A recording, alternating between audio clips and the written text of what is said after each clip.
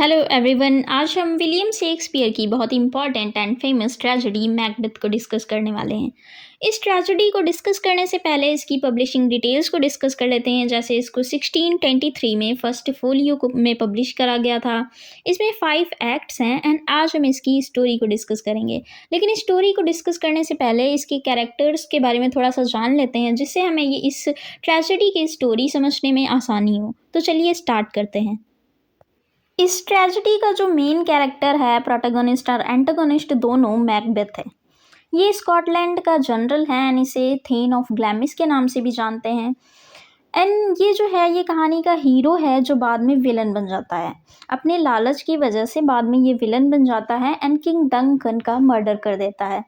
दूसरा जो important main character है वो लेडी मैकबेथ है। ये मैकबेथ की वाइफ है एंड ये बहुत ही एम्बिशियस लेडी है। यही मैकबेथ को उकसाती है राजा का मर्डर करने के लिए। इसमें और भी कैरेक्टर्स हैं, जैसे 3 विचेस, 3 चुड़ैल, जिन्हें वियर्ड सिस्टर्स भी कहते हैं, जो भविष्यवाणी करती हैं कि आगे चलकर मैकबेथ जो है वो राजा बनेगा। और हम अब रॉयल फैमिली के कैरेक्टर्स की बात करते हैं, जैसे जो किंग डंकन, ये भी एक मेन कैरेक्टर हैं। ये स्कॉटलैंड के राजा हैं एंड जिनका मर्डर मैकबेथ कर देता है। इनके 2 बेटे हैं, मैल्कम और डोनलबैन। मैल्कम जो है वो इनका बड़ा बेटा है एंड इस जो पूरी किंगडम है इसका असली वारिस है। डोनलबैन इसका छोटा बेटा है किंग डंकन का। ये दो जब किंग डंकन का मर्डर हो जाता है तब ये दोनों लोग किंगडम छोड़कर भाग जाते हैं। और भी इसमें बहुत से कैरेक्टर हैं, जैसे बैंको जो मैकबेथ का दोस्त है, जिसके लिए भी जो चुड़ैल हैं वो भविष्यवाणी करती हैं कि बैंको तो राजा नहीं बनेगा, लेकिन उसके जो वारिस होंगे वो आगे चलकर राजा बनेंगे। एक और मेन कैरेक्टर है मैकडफ, जो लास्ट में रिवेंज लेता है एंड मैकबेथ का मर्डर, बाद में मैकबेथ को मार देता है। ये एक नोबल मैन है, अच्छा आदमी है एंड जो किंग डंकन थे उनका एक वफादार सोल्जर है।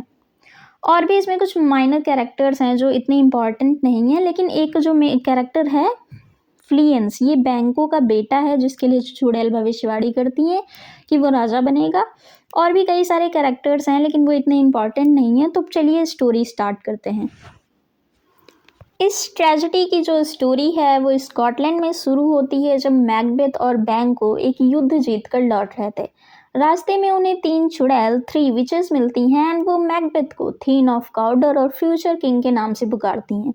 वो मैकबेथ को बताती हैं, वो भविष्यवाणी करती हैं कि जो मैकबेथ है वो आगे चलकर थीन ऑफ काउडर बनेगा एंड फ्यूचर किंग भी होगा, मतलब वो आगे चलकर राजा भी बनेगा।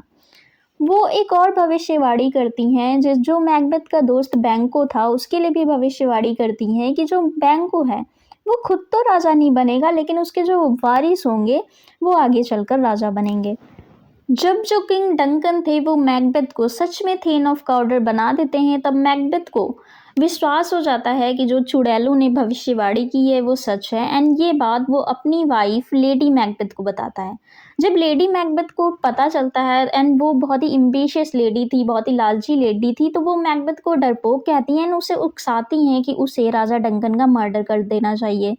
जब राजा डंकन उनके महल में मेहमान बनकर आते हैं तो मैकबेथ उन्हें नींद में मार देता है, उनका मर्डर कर देता है। एंड डर के मारे जो डंकन के बेटे थे, डोनलबैन एंड मैल्कम जो उनके बेटे थे, वो उद्देश्य छोड़कर भाग जाते हैं।